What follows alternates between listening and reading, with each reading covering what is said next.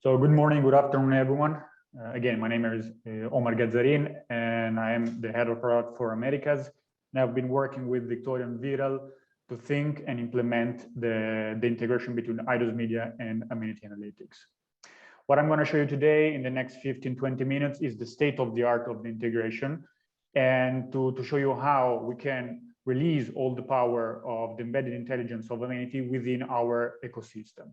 And in order to do that, I'm going to show you the integration both in Prime, our Windows-based application, and Swing. What you see right now on the screen is a thematic research report authored inside Prime. And for the user to, again, release all the power of Amenity, what they need to do is simply to open the dedicated ribbon inside the editor and click on the Amenity Analytics icon. The moment that the user clicks on that, is prompted with a dedicated sidebar. Sidebar which shows the 3 items where we have been collaborating and working on together. The RQA, so the research quality analysis, the thematic tagging, and the entity tagging. Again, in the next demo, I will show you all of the 3 different panels. So in order to understand and the quality of my report as a user, what I need to do is simply to click on Analyze Report. And the moment that I do that, the content that I'm writing gets scanned by the NLP and the models of Amenity, and the user is prompted with a snapshot of all the statistics related to the quality of the report. We divided the panel into 4 different areas. Here at the top, we have 2 badges, which tells you if in the report there is a thesis and if there is a price target and estimate inside the content. As you can probably imagine, this is a thematic report, so the price target is not in there, and correctly the system tells me with this red icon. After this, at the bottom, we have 4 different balloons, which gives me an idea of the complexity of my words and sentences. And you can see in here, I can see, for example, that I'm overusing some words. Something very interesting that I personally find very useful is the hedging sentences. Think, for example, as Nate and Vidal said, what we want to do with the content is to transform text into tangible action. So you want to provide the right messages. So maybe using sentences like could, should, or is likely to probably are not providing the right messages to your consumers and readers. And then in terms of how your users would read the reports and the content, the complexity and the presence of passive voices, which can somehow make the reading of this document more complex. After those balloons, we have instead some charts which compares different statistics of the content. So especially if you are looking to provide some insights on tangible actions, you want to compare how much you are speaking about some events happening in the future versus some historical statements. And this is what we provide here at the top. So you can see, for example, in here, I'm not doing a good job, and I have just 29% of my overall sentences talking about forward-looking events. Yeah, and then on the side of these statistics, you can see, for example, the moment I mention some specific forward-looking events, how precise I am in defining a specific time frame where that event will happen. Then, if we look at the bottom of here, we have the definition of like some quality related to the complexity of the content, but also the exhibit and the additional information, the visuals that you may put inside your report.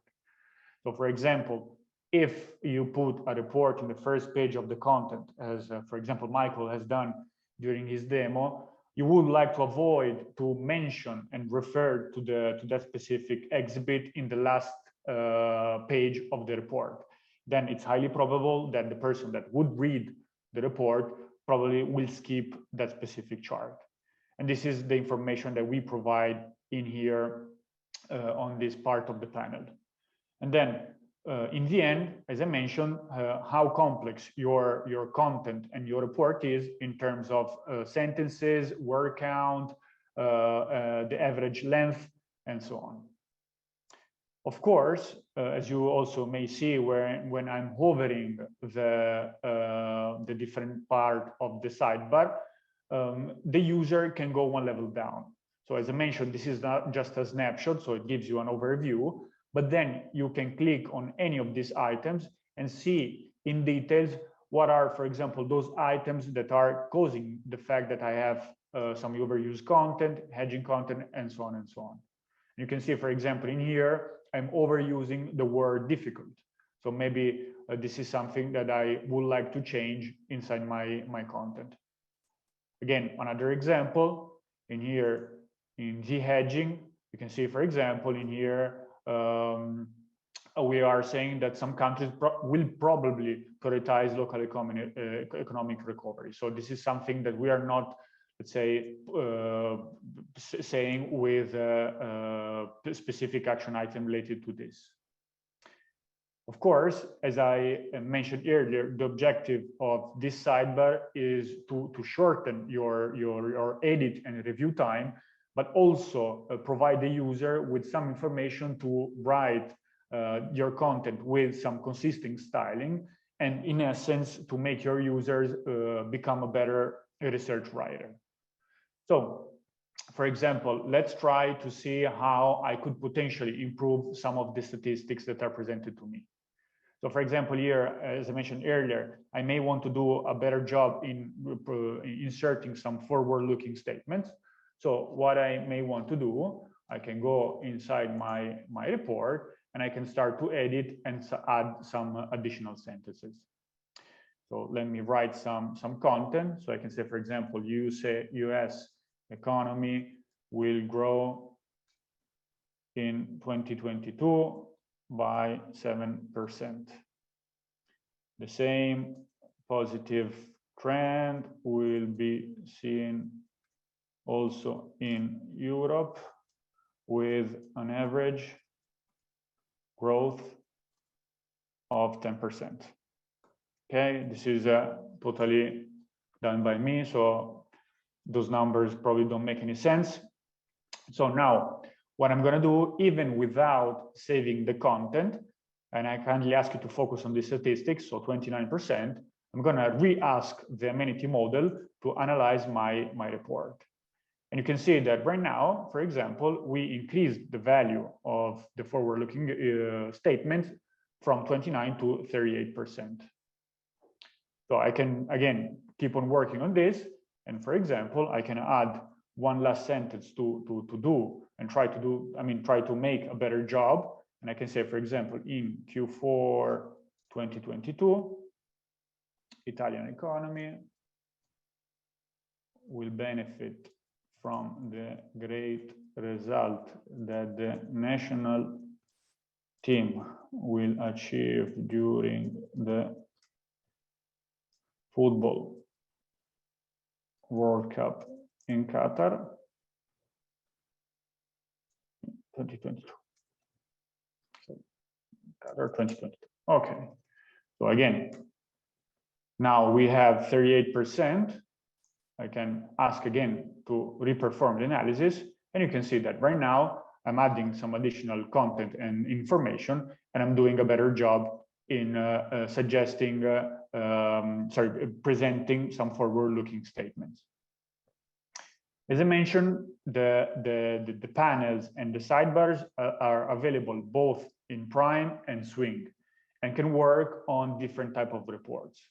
So as I mentioned in the beginning, this is a thematic research, but if I switch to Swing, there we go. So I am connected through inside a web browser into Swing, and I'm working on an equity report, okay, specifically about Microsoft.